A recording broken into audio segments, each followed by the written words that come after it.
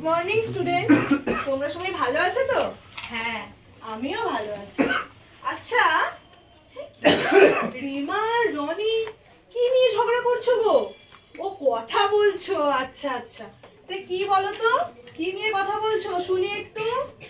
ও, সামনে বড়দিন আসছে, তাই তোমরা কেক খাবে সেই নিয়ে আলোচনা করছো। আচ্ছা আচ্ছা, হ্যাঁ বুঝলাম। আচ্ছা, আজকে কত তারিখ আগে বলো তো? আজকে, হ্যাঁ, 14/12/2025। তাহলে দেখো, বছর তো প্রায় শেষই হয়ে গেল, কি বলো রাহুল? হ্যাঁ।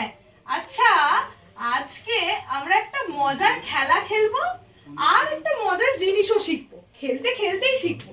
তাহলে তোমরা আগে আমার গণিত বইটা বের করো সবাই, 102 নম্বর পাতাটা।